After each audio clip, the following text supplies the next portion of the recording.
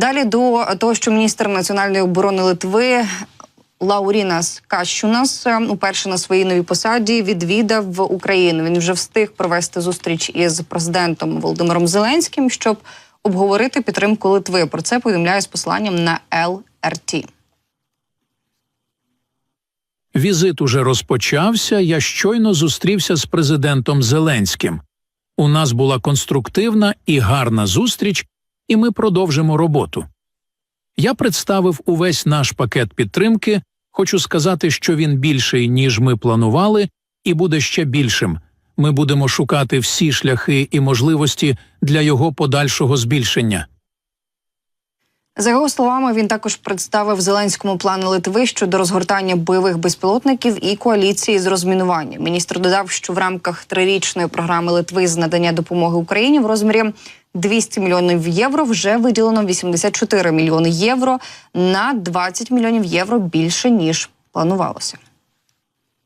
Я також представив ідею програми безпілотників, у рамках якої ми створимо власну промисловість. Але нам ще потрібно розібратися з правовими рамками і будемо поставляти безпілотники українцям, які потім будуть випробовуватися на полі бою.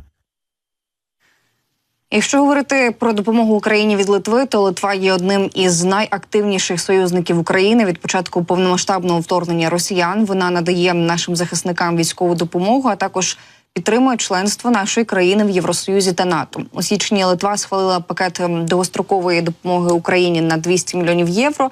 Про це під час свого візиту до Києва заявляв президент Гітанас Науседа. А на початку квітня у Литві оголосили про плани закупити для української армії майже 3000 FPV-дронів. На ці потреби з литовського бюджету виділять 2 мільйона євро.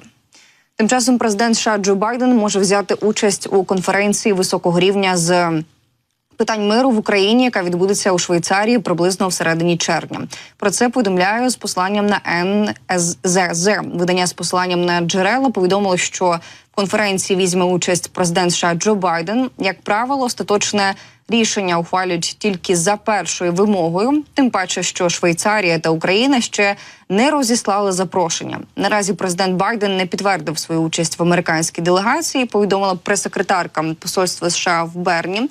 Однак шанси на приїзд Байдена зросли. Він має взяти участь у саміті G7 в Італії безпосередньо перед запланованою конференцією щодо України. Якщо говорити про глобальний саміт миру, то виступаючи на саміті G20 у листопаді 2022 року, президент України Володимир Зеленський запропонував формулу миру, щоб зупинити російське повномасштабне вторгнення. У січні 2024 року Україна та Швейцарія розпочали підготовку до проведення ось саме цього глобального саміту миру, на якому обговорюватиметься запропонована формула миру. Зустріч відбудеться на рівні глав держав. У її підготовці задіяно понад 80 держав та міжнародних інституцій. Раніше керівник Офісу президента повідомляв, що Росію можуть запросити на глобальний саміт миру, який організує Україна, але її участь можлива лише на другому саміті. Нещодавно президент України Володимир Зеленський провів телефонну розмову із генеральним секретарем Організації американських держав, і під час бесіди сторони обговорили, зокрема, підготовку майбутнього першого глобального саміту миру.